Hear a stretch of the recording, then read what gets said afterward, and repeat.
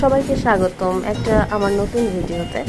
তো আমরা শপিং করতে বের হয়েছিলাম, বাইরে এত অসম্ভব ঠান্ডা।